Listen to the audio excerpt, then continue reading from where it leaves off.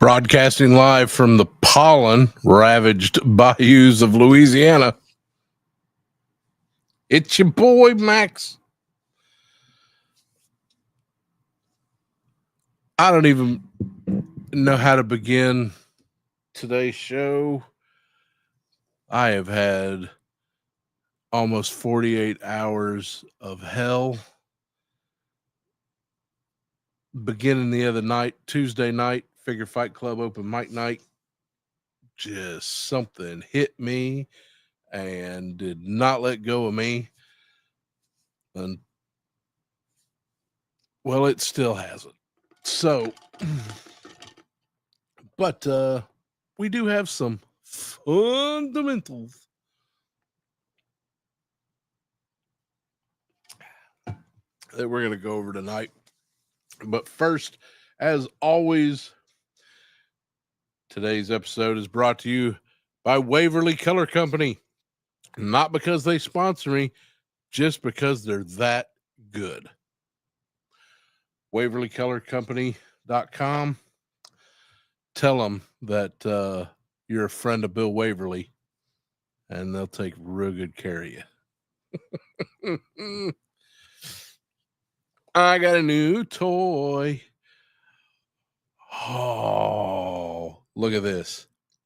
This was sent to me. I never win shit. Valaverse constantly has little 1 in 100 figures that are have a little variant that you could win. Never have gotten one.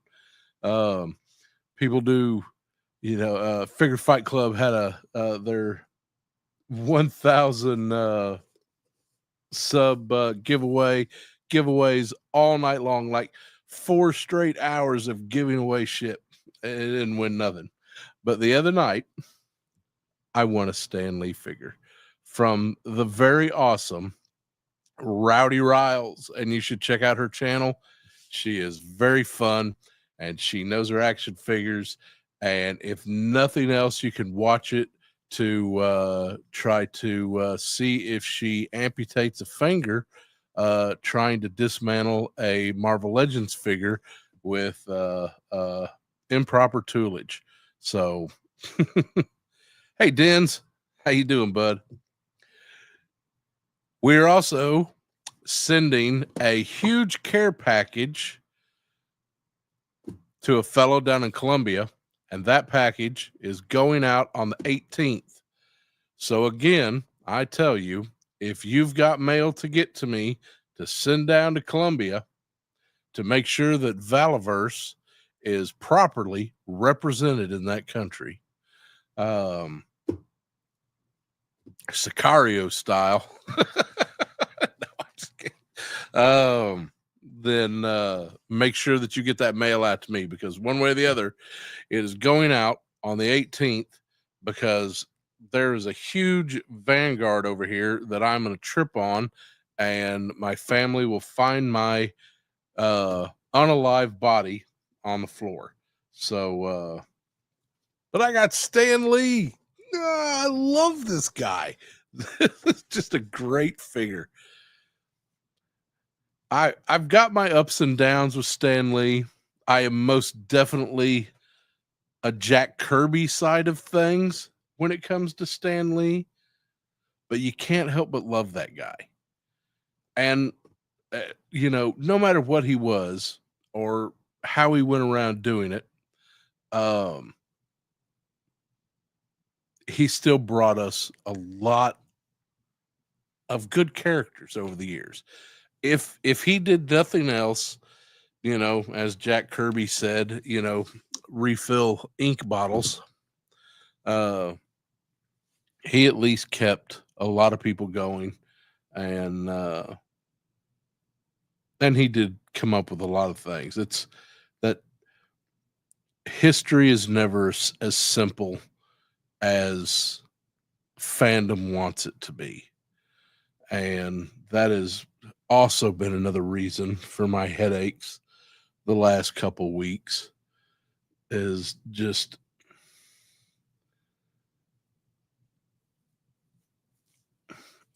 I got to comment on this, and I don't want to.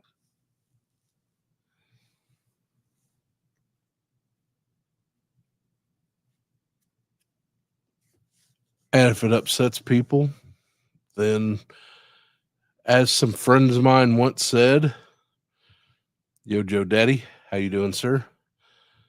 If you were offended, you were meant to be offended."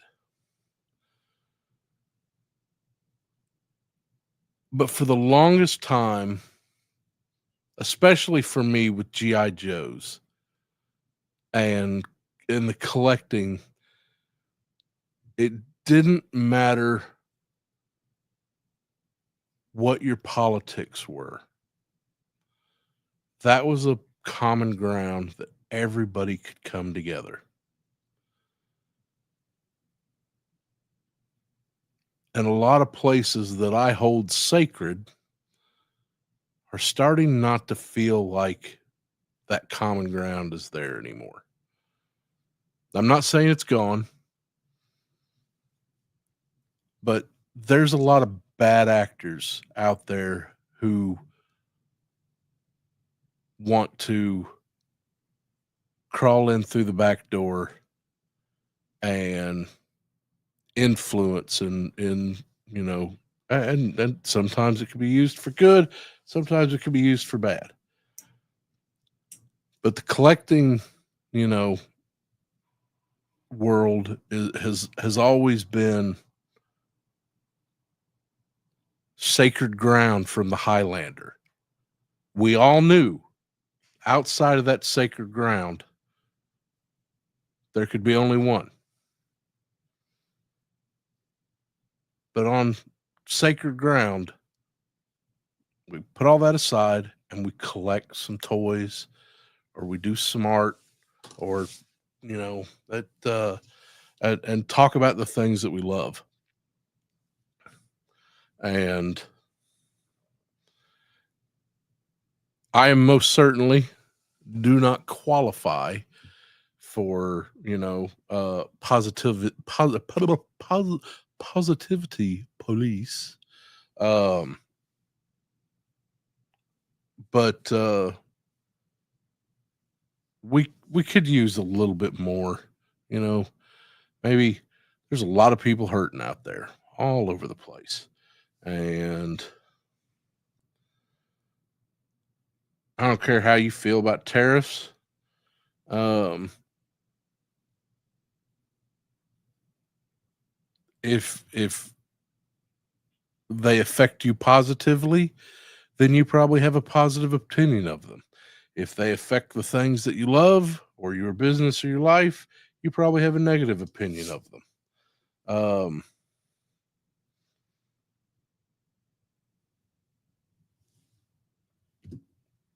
and, you know, it is what it is. But last 2 years I have spent stuck in a chair and watching a lot of fellow YouTubers talk about collecting and how they want, you know, Hasbro to do better because because they love it. They want it to be better, or they want Super 7 to just has it been 3 minutes yet? It can fucking die already. It you know, there's find common ground, focus on that, and leave the stupid shit somewhere else. And it just, I don't know. That's all I'm gonna say about it. There's just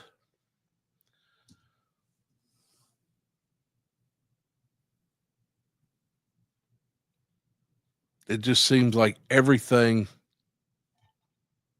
leads to something that nobody really wants to hear about when they're talking about toys and collecting and things like that. You know, they know it's out. They know the bullshit is out there.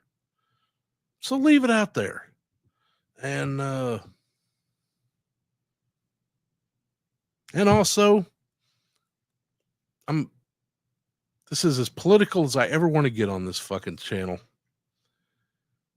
If you can't criticize your government, then that's a problem. I don't care what government it is. I don't care which side you like. Criticize it. Question it. Assume. Don't assume. Research. Find out if they're doing it right. And if they're not, protest. Protest is what this country was built on. And there was a fantastic tea party in celebration of that fact. Okay, moving on. Back to, yay, I got a Stan Lee. All right.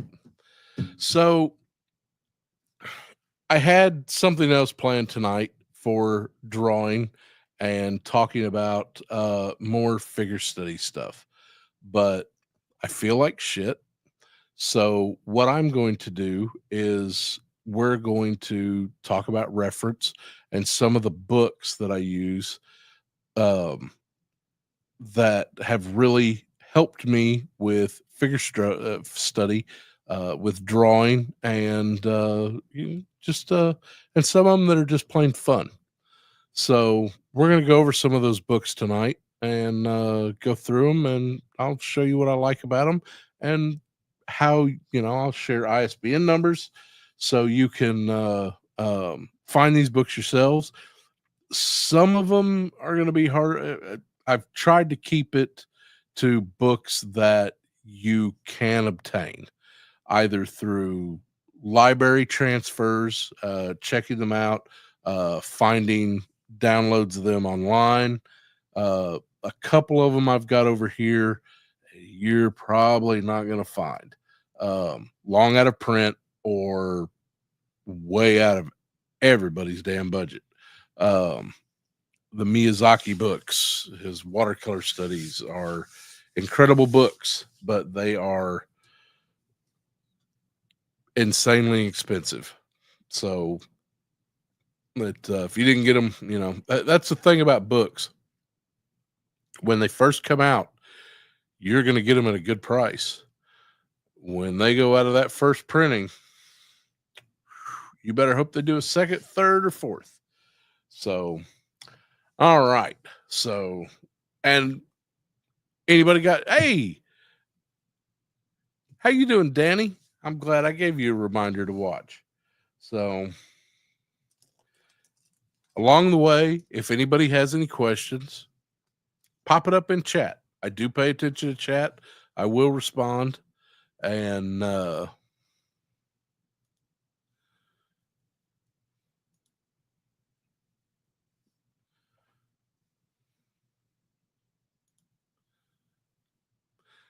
yes, watching Rowdy customizing figures it's beautiful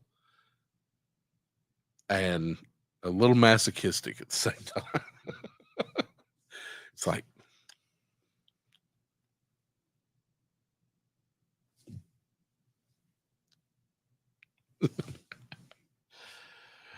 sub to her channel. She deserves it.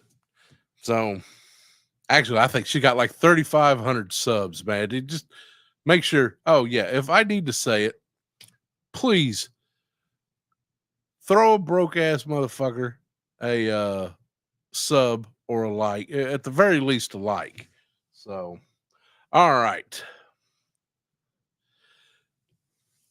Ooh, the Magic Table. One of the first and easiest books to get a hold of. Opinions vary on this book. Is there a little thing right here? Ah, damn it. Hold on. I should be able to get rid of that.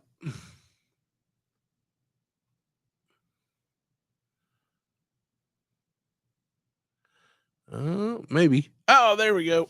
I doed it. All right. How to Draw Comics the Marvel Way. This book has been out since, oh dear gods. Yeah, see, Stan Lee. You know what he did? He said, "Hey, make this book." This Burke, man. See, I told you, I have just been absolutely worthless all day, all day. This book's been out since 1978. I believe the history of this book was they had so many new artists trying to, when you first show up for the job, they're like, this is the way you need to be drawing.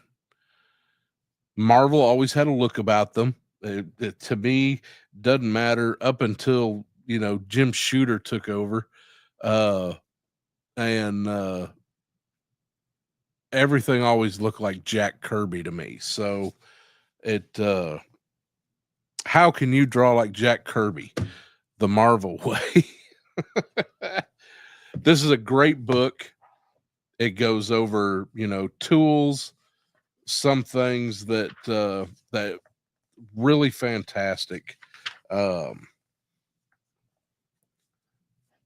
Ink and Nibs, I will definitely be going over a lot of that. We've already kind of covered a little bit of the illustration paper, but we will be hitting a little bit more of that. Oh yes, the rag. Definitely can't go without that. I'm surprised they don't have, all this stuff they have, but they don't have an Ames guide in here. And that is AMES. And it's how they used to do all lettering in comic books. Almost everything, most comic book artists were unemployed, drafters or architects and things like that, but or just out of work artists, or just people off the street who was just like, hey, can you draw? Yeah, okay, come on, now you draw comics. So one good thing about this is it goes over a few of the things that I've talked about, which is just drawing regular objects, getting your perspective. It's also got some good face study. Look, you too can draw Sue Storm. Name those characters. Let's see. You got Vision. That's gonna be oh well, hell, that's a probably Reed Richards, but that could be anybody. Namor. That kind of looks like some Nick Fury, but oh geez, is that Abomination? He's not that old, is he? Yeah, maybe. All this stuff. See, you got Magneto. No, that's not Magneto. Who is that? Holy crap. It is Magneto. Yeah, okay. All right. These are some of the things I was going over last time, I promise you there's a lot more to it than that, but this is a great guide to just get started. If just get some taste on doing some figure study.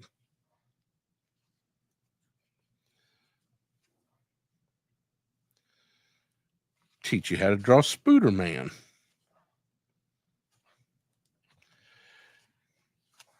It's a good book for learning penciling.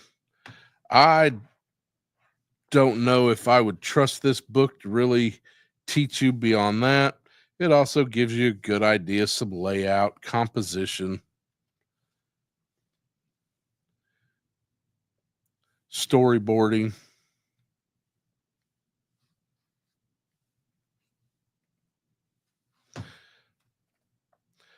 Now, let me tell you, I've got one of those pens. And let me tell you, that is probably one of the most difficult pens to use with ink. It is, in fact, hold on a sec. I think I've got it right here.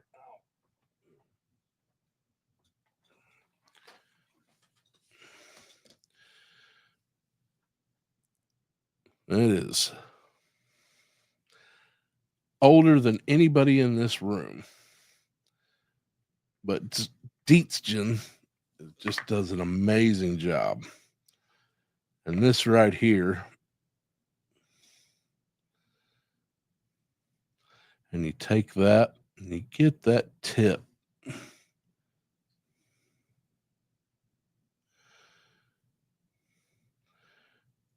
And you don't want it to touch exactly because you want it to, the capillary to pull that ink in.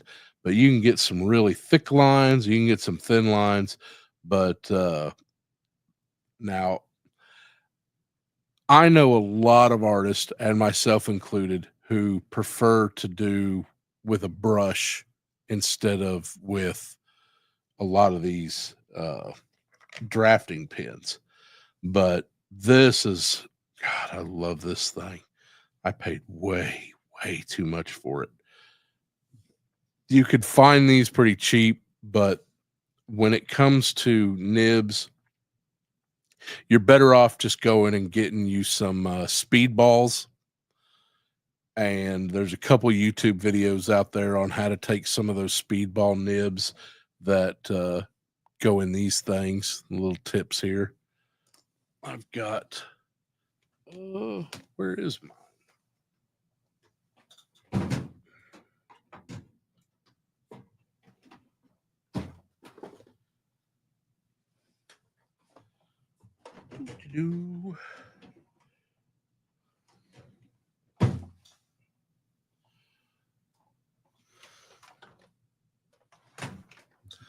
Well, I thought that I had them handy.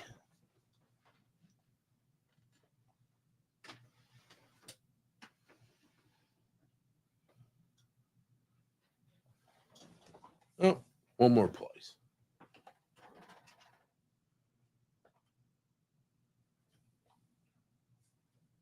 Aha!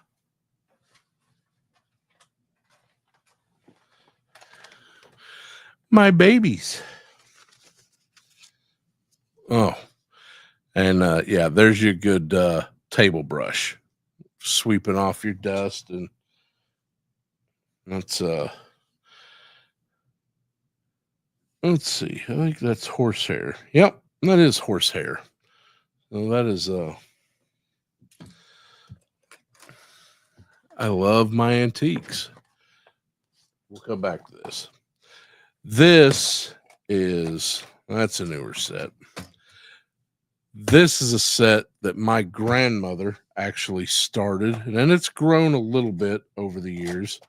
But my grandmother, Doris, actually started me out with some of the very tips that are in this set. And you can see they are well used. Now, a lot of these, when you get some and they're brand new, there's a few tricks to really kind of honing them. And you got to be careful doing it because you could screw them up and it never works again. A lot of the I may, if you guys want, you can leave a comment, and after the video's done, if you guys want me to, I'm eventually going to get to a video on nibs, but and I promise to show off this little find, my little bad boy. I believe, look at that, $250, and I'm here to tell you that I paid over $100 for this thing. So that worth every penny. The only thing better than an antique is a new in box antique. But a lot of these nibs, they're all made by Speedball. You can find them at almost any art supply store.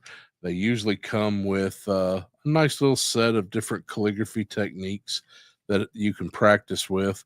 And I'm going to tell you, nothing gets you better prepared for inking the traditional way than studying some calligraphy methods. And if nothing else, you can always charge to do people's diplomas and stuff. So, but this was my personal set, and like I said, a lot of these pieces were ones that my grandmother started me out with. I was one of those sickly kids. There's always something wrong with me. You know, any excuse to keep my ass out of school, I guess, was kind of the thing, which made the teachers happy and my parents miserable. So,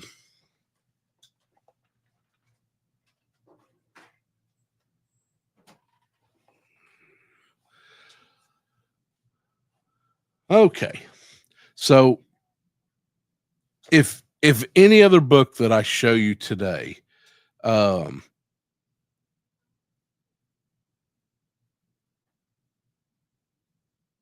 if you need one out of everything that I show you, this is a good one. If you've got kids and you're like, "Ah, you know, my kid's always asking me how to draw."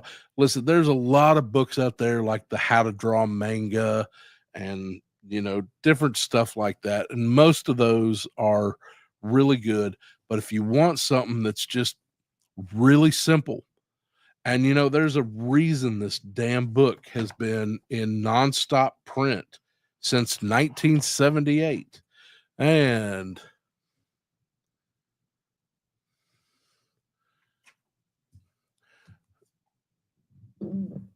welcome home, my beautiful assistant.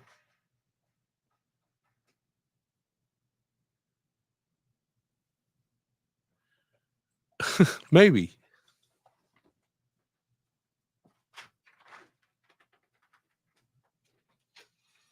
Okay.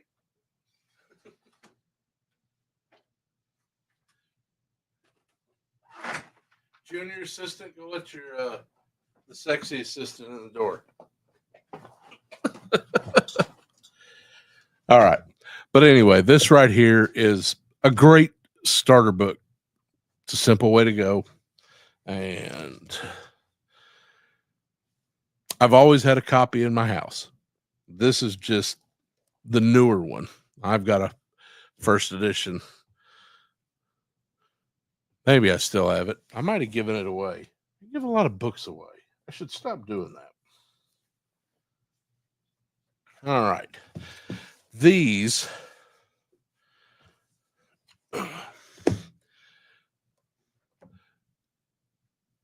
this one is still in print and readily available, and it's not that expensive. It's like $13. Um, just not a lot of people know about it unless you're taking a figure study class and you have a figure study teacher who's worth a shit. So it gives you good skeletal representation, muscle. So when you start doing that, and a lot of the prints are really old. Um, and it gives you a little art history and stuff like that. There's probably some boobies and some peepees in it too. So, um, some of the images are a little dated, but you've got Leonardo, Rubens, Michelangelo, you know, all the masters are represented in this book. So it's not a bad way to go. It's going to be a little outdated for some people to read.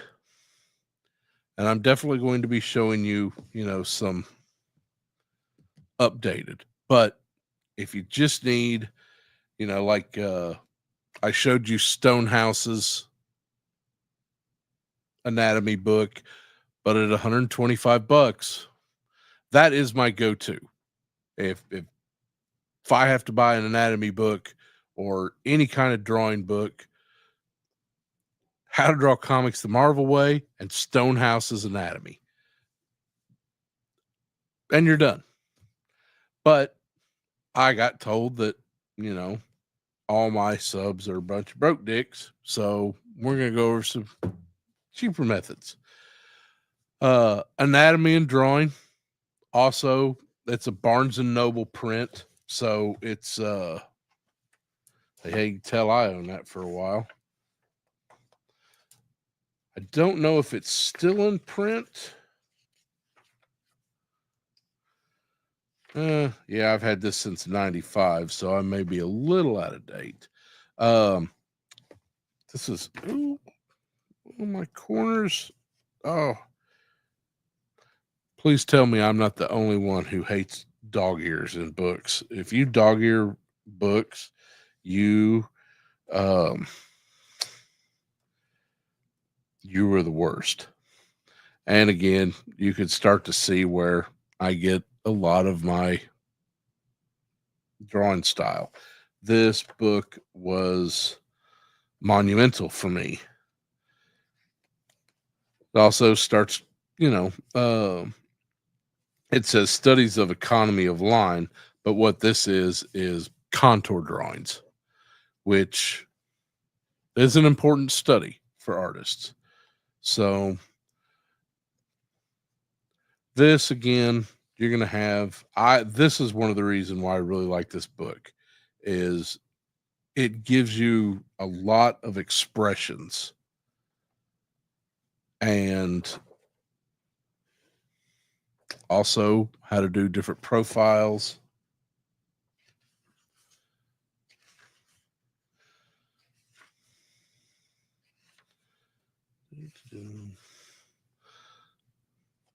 Eyes, ears, lips.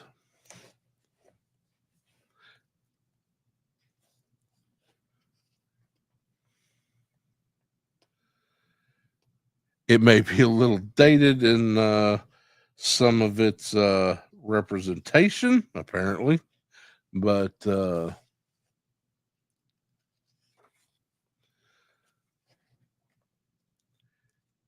it's a good book.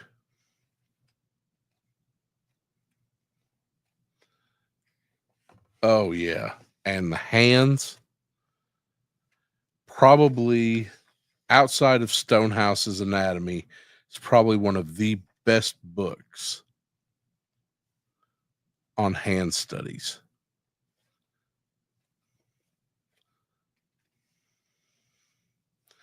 Now, I was promising ISBNs on this, so this would be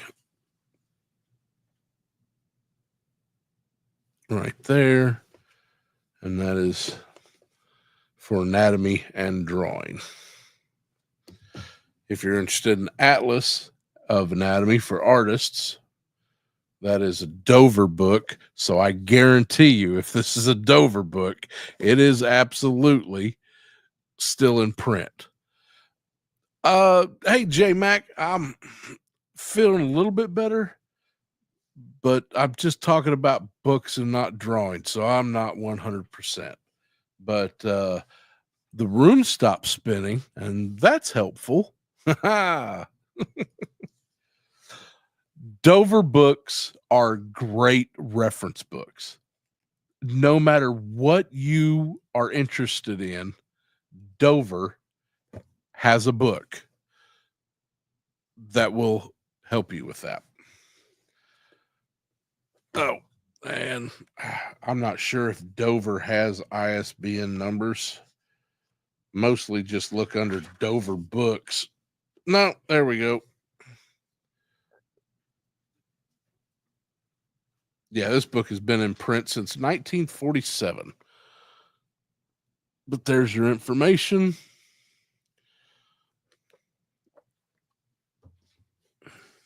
Now, this one is probably not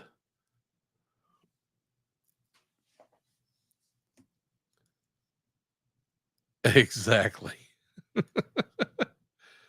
Definitely glass. You know what? As long as as long as there's something in the glass kind of guy. That just an empty glass, just it's no good. You need something. Stay hydrated, my friends.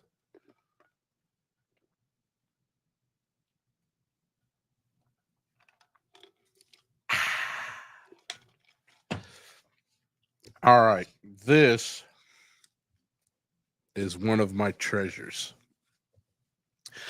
This is probably, if you can find a copy of this book, buy it. And I haven't looked for it in a while, so maybe it's all over the place. But this is called The Human Body in Motion, and it's an older Dover book, but I do not believe that it's still one that Dover prints. And of course, whoever writes in a book in ink deserves to be taken out in the street and beaten. But anyway, The Human Figure in Motion, and this now I can't show you. Oh wow. Apparently I went to see We Were Soldiers in 2002. I guess so.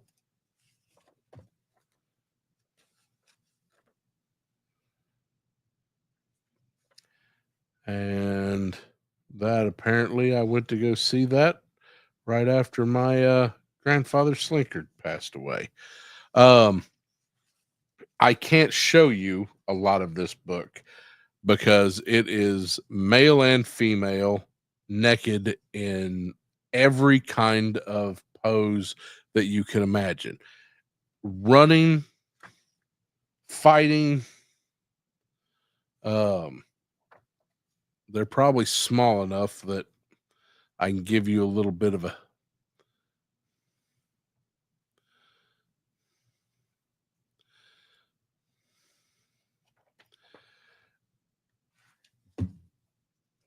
they're reprints of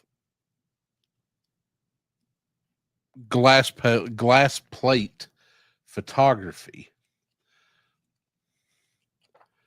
and it's a pretty rare book. I'm trying to see why I have pages marked. Oh, I remember why I have that one marked. I was doing a figure study on that. I don't need those anymore, so let's take those out. But this right here is really good. Nowadays, it's not really so much in demand because you have so many. I don't want to say action figures, but you've got human figures, male and female, that a lot in the toy world they call them bucks and does, I guess. I don't know what to call it, females, but you've got the Atlas body that you can, if you want to do somebody muscular, I think SH Figure Arts does a couple of male and female bodies. They do adult, they do child. Still ain't gotten some fat boy representation, but we're gonna get that worked on. Um, actually, they might actually have that already. So, but you've got so many figures out now that you can pose in any way you want, snap a picture of it, and you've got your reference. I've got two two copies of 1000 Toys Synthetic Humans in 1/6 scale. Probably the most articulated biped figure ever made. I mean, it is incredible, with the exception of hands. Definitely could have got some articulation there. But as far as posing ability, I mean, you can put it in a ballerina pose on a toe joint and it stands. So I've used it a number of times for reference. I've also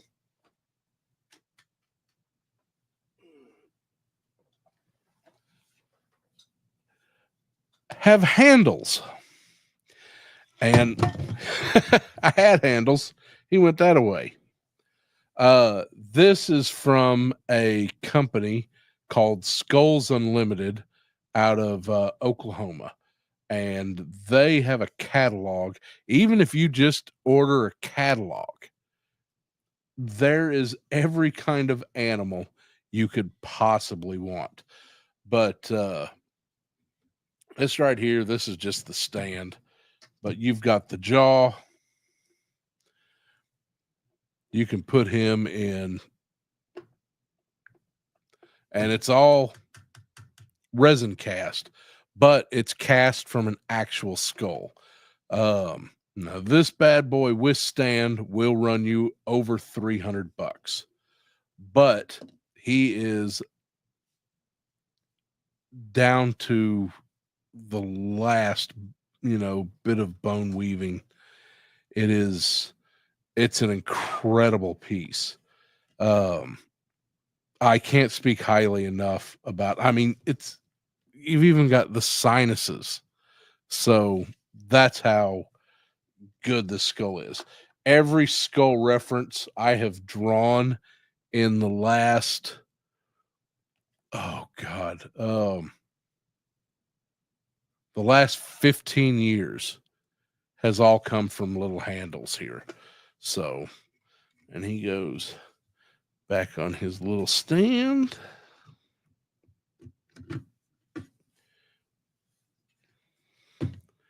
And he is fantastic. Yeah. Always have a good, it's now I tattooed for 30 years. So you always need a skull and you always need it in some position that you're not going to be able to get. So I just move them however I want, snap a picture. There, I'm giving y'all free reference right now. You just screenshot this shit and you've got all the skull reference you'll ever need for the next. But Handles has been a really good companion over the years. It's only when he starts whispering to me that I get a little nervous. So we're going to put him back over here because he gets a little perturbed. Put his fez back on.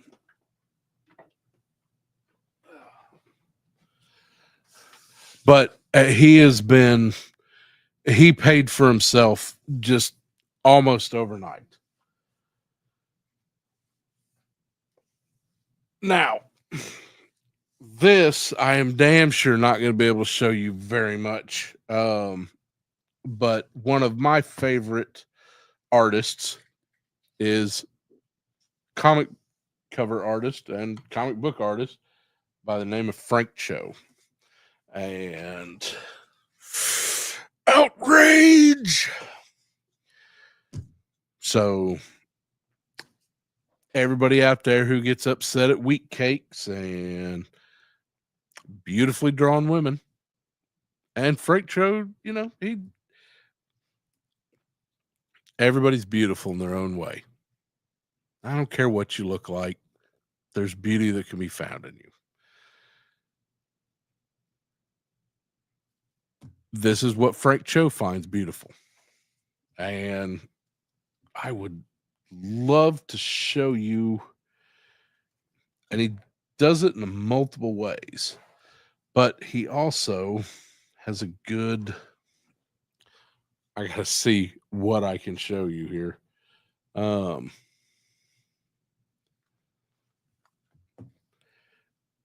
He goes through basic anatomy. Oh, look, it's Frank Cho with a skull. Oh, well, Frank Cho does it. 3 people just left watching my channel. So, man, what's the matter with Frank Cho? Y'all a bunch of haters. But anyway, it gives good line reference for doing figure studies on faces, eyes. Again, you're going to find a lot of stuff in here. If you're worried about boobies, then this is probably not the book for you because there are a lot of boobies. Oh, a lot of the methods that I went over last week, he expands upon and goes into line weights, different structures. He does a lot of pen and ink stuff. So it's definitely, if you can pick up one of these books, most definitely worth picking up. And that's probably, if I could just, some of his stuff. I wish I could show you everything he has in here because it is just,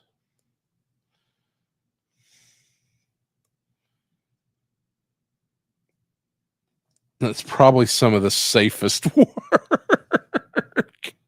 It I don't know why. Oh, why his Emma Frost. Now that's canvas painting, and that's actually, oh yeah, 60 inches by 30 inches, and that is oil painted.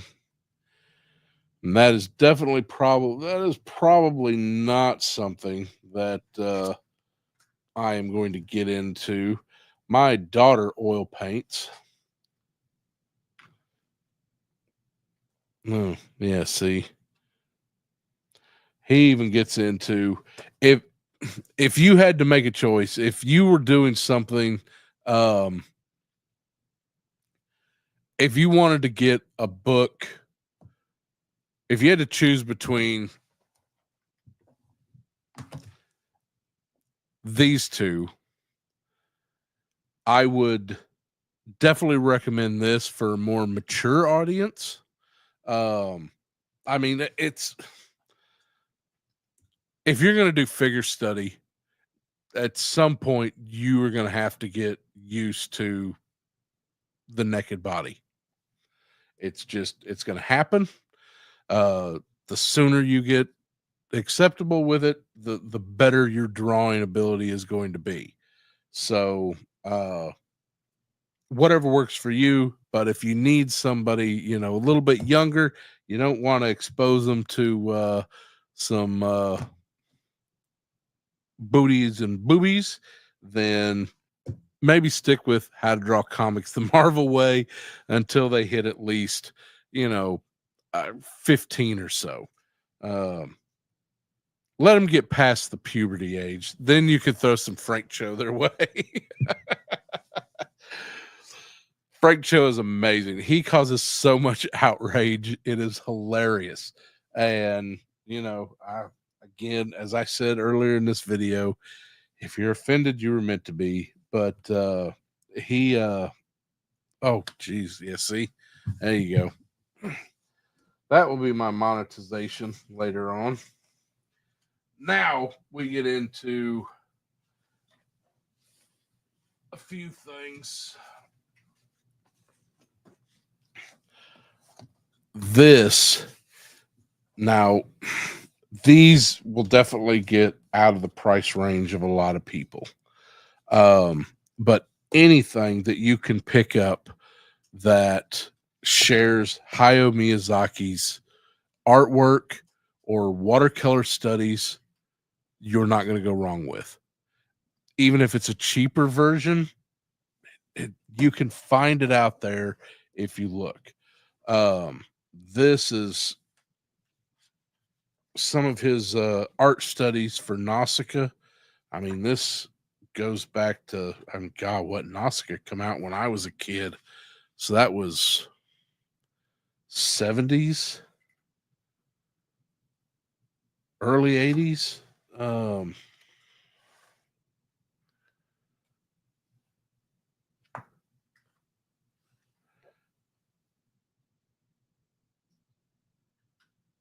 Oh, these illustrations started in 1982. So, but any of Hayao Miyazaki's art studies where you can kind of see just, you know, you can look at that right there and see where, you know, some of the ideas for Howl's Moving Castle.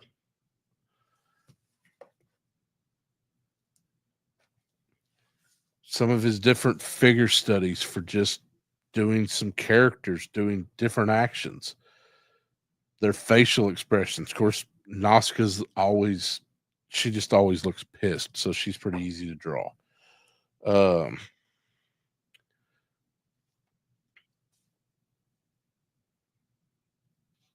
Just quick drawings. You know, this is something that, you know, when I constantly stress draw every day, this is what I'm talking about. You get a sketchbook and you just start filling it. And something that, you know, it may,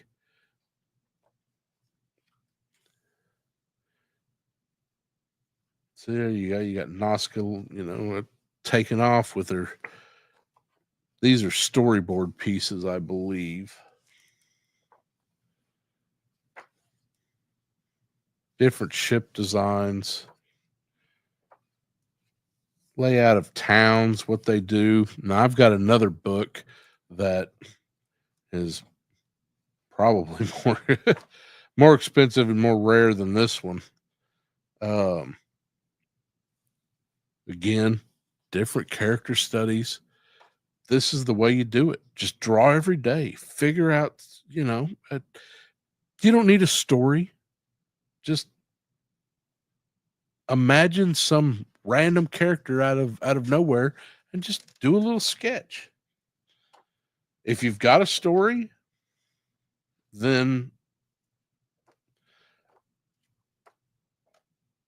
Hayao Miyazaki is the master. He is senpai, he is sensei, he is, there is not an artist on this planet who could not take something away from Hayao Miyazaki.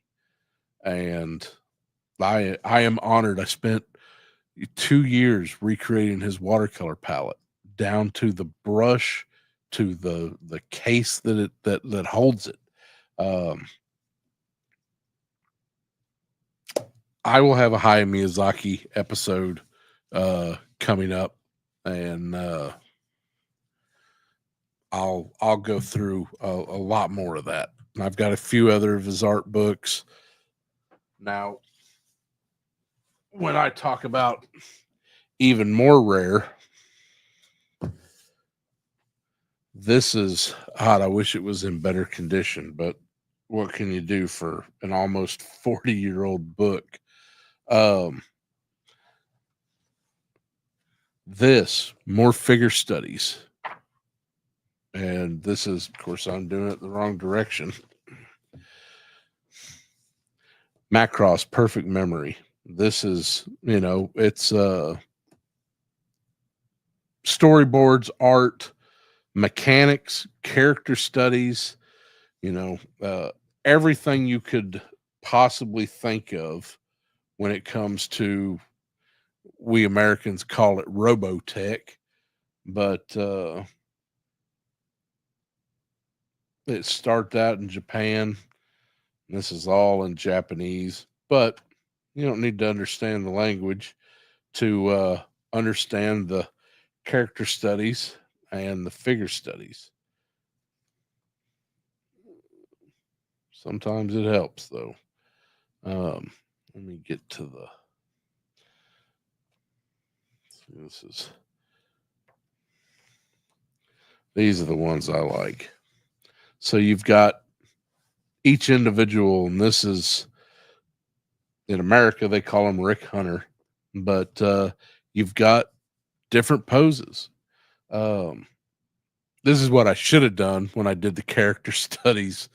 On the last one, but you've just got different poses, different expressions.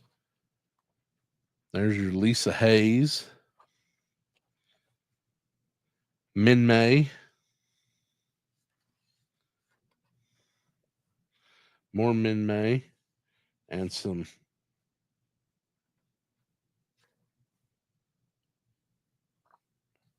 And more Min May, because you need Min May. Her weird cousin. My favorite character, Max Sterling.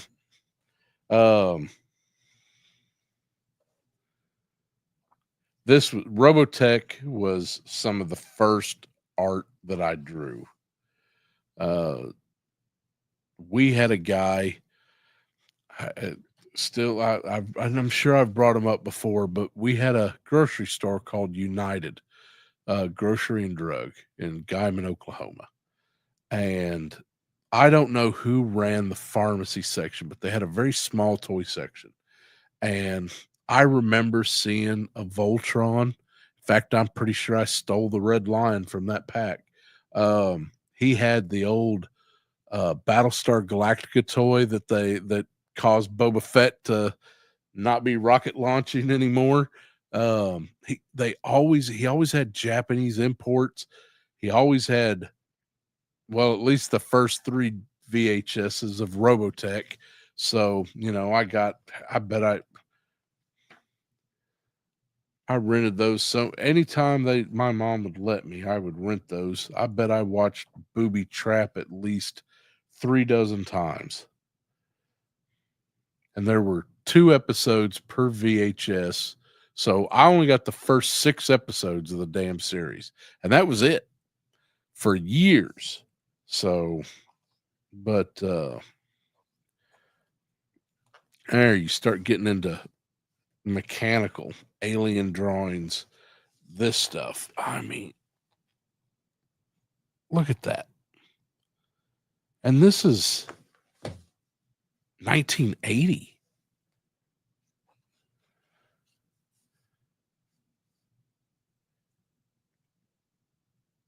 For an animated series, nobody'd ever see this. This was all just technical study drawings, buildings, rooms, anything you could possibly imagine within this universe. Somebody sat down and over the fuck analyzed it and drew it.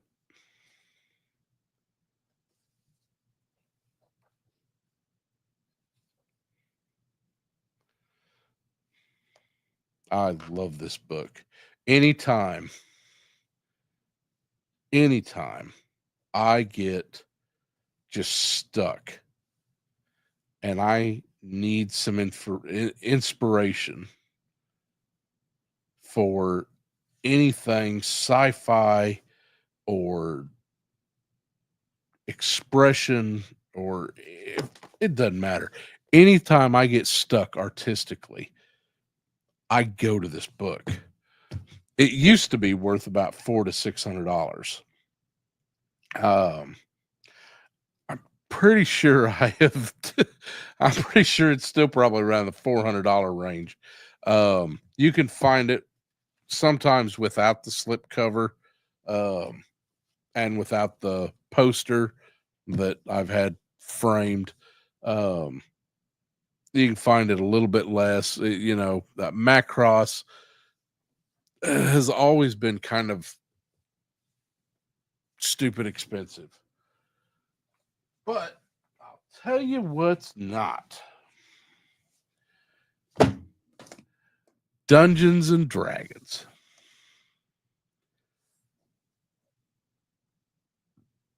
If you just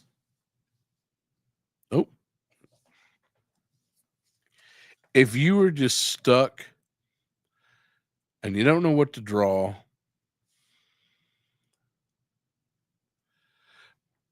yep, and I've got plenty of biomechanical books as well. In fact, I've got H.R. Geiger did Necronomicon Volume 1 and 2. I've got both of those copies. I've actually got multiple copies of those books. Always good inspiration.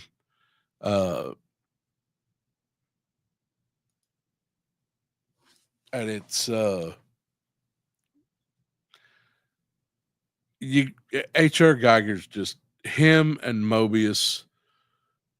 Almost everything that we really enjoy and take for granted, in speculative fiction or sci-fi horror, those two have had their hand in and have influenced. So, they've touched all of us. A little thing that I like to do, when you're drawing when you're drawing technical drawings, they need to work. When you're drawing figure studies, they need to be proportionate and have proper flow, and they also need to work. When you draw fantasy, you have a lot more freedom. Who's going to tell you a dragon's wrong? Well, actually, I will, because I am dragons are not supposed to be wyverns, and wyverns are not supposed to be dragons. But anyway, if you're looking for something to draw and you're like, I want to do figure studies, but I don't feel comfortable with it. I'm not looking for there yet. Pick you up like a fantasy book. Some of the old Elmore paintings. One of my favorites is in here. And a lot of these books, especially like, the art, and you get into, I think this one's a little bit newer, and I don't think it has nearly as much. No, it looks like it's got a little bit. This is mostly just previously printed work, but still, this really, really good book. Huh? Yeah, I do own those 2 books. No, I don't want them. Thank you, though. But this one here, if you can find this one, I'm sure it wouldn't cost that much. Oh, I did not know Margaret Weis did this. That's really cool. It's an old TSR. Oh shit, it's from 1983. All right, maybe this one will be off the charts too. But Larry Elmore and Jeff Easley and a lot of others do a lot of pencil drawings.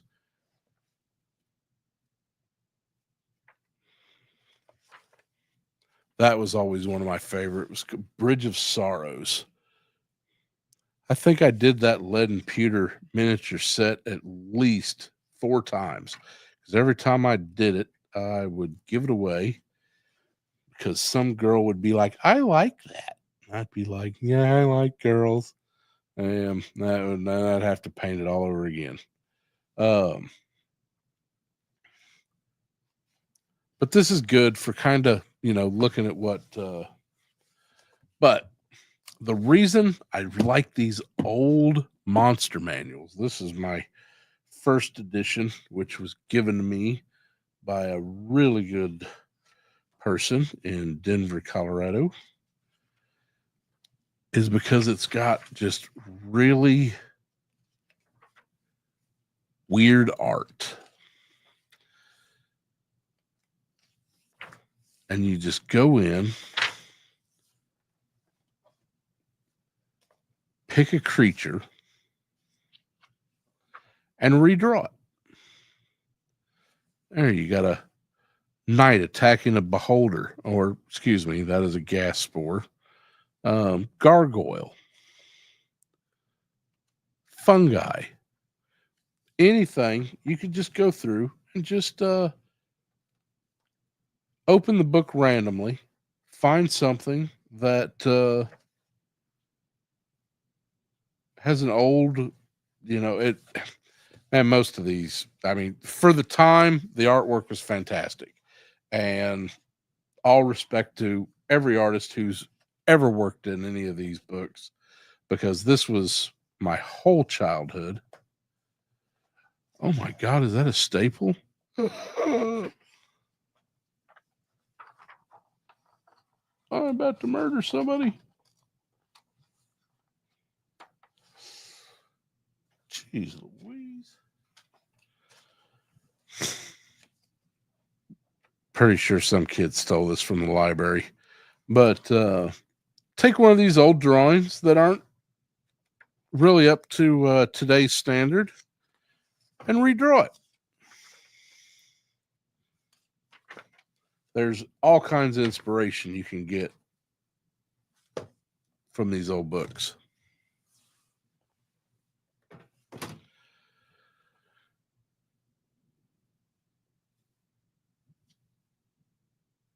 Well, I think we might have some.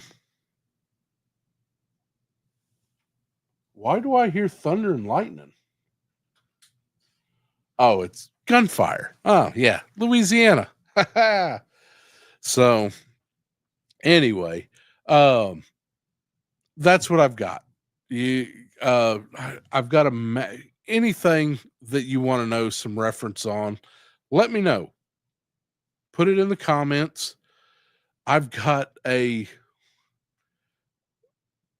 probably close to a 10,000 book reference library. So, it's anything that I want. I don't ever have to turn on the internet to find something that, and the internet is, the thing about looking at,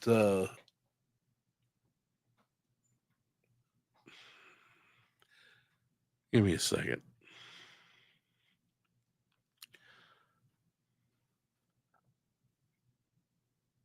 I'm okay. Just a little dizzy.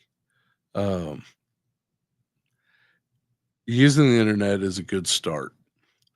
But if you found it there, so have millions of others. So finding your own reference is always going to be a good thing. And taking your own pictures are going to be even better. But getting a good reference library is always a good way to go. So that's what I hope I did tonight. And again, I have felt like shit, so I ain't gonna draw nothing. And but I hope I gave a few books that you can kind of look out for. Check your libraries and remember that most libraries you can still do interlibrary exchange. So if another library across the country has it and you don't, just ask them to send it to you. Excuse me. And you can usually get your hands on a lot of books. Anything I showed you tonight, if you need an ISBN number, shoot me out which number you didn't get from me, and I can see if I've got one. Some of these aren't going to have them, and some of these are going to be so out of print that I don't know what to tell you. But do a little study. Anybody who was practicing the studies last week of doing some of the shading, things like that. This week, set something on the table and put a light up to it, whether it be a little action figure or a bowl with some flowers in it. Just practice kind of drawing a little bit. Figure study. Go outside, touch some grass, and draw something you see outside. As long as you're drawing every day, draw every day. So, but I hope I shared a little bit tonight of some of the books that I enjoy, and I know I've shared a little bit of the personal history of some of the things. I can't. When I found this book, I can't even begin to tell you how happy I was. They also have The Art of Robotech, Volume 1, 2, and 3. And both of those, they stick a lot more with the cartoon series, but they're still were some of my I destroyed. I mean, just used it so much and flipped pages through it, my Art of Robotech Volume 1, that I'm pretty sure it just finally just said it, okay, let me go, and disintegrated like like a friggin' Thanos snap. So anyway, let's since I didn't have much for you and I've been neglecting it the last few nights, I will end this with Collins Jim's Dictionary of Quotations. And we are just going to flip it to right about here. Oh. If you prick us, do we not bleed? If you tickle us, do we not laugh? If you poison us, do we not die? And if you wrong us, shall we not revenge? I am fairly certain that that is Shakespeare. Ah, yeah, no, it's from The Merchant of Venice. Okay. All right, everybody. I am trying to, but I am definitely going to go back to my chair for a little bit, especially if I am going to be doing a official, unofficial after show tomorrow after the Figure Fight Club. I believe it's a pre-recorded, and I'm not sure what's happening. Ollie is in Abby is in India with Deli Belly. So there is no telling what's going to happen. But tomorrow night, after Figure Fight Club, if there's I don't know if they're doing a members only after show. But I will definitely be doing a open mic setting after show. So tune into Figure Fight Club. When it's over, I will post something in the chat with a link, and we'll all meet up then. And y'all have a good night. And if you can't have a good night,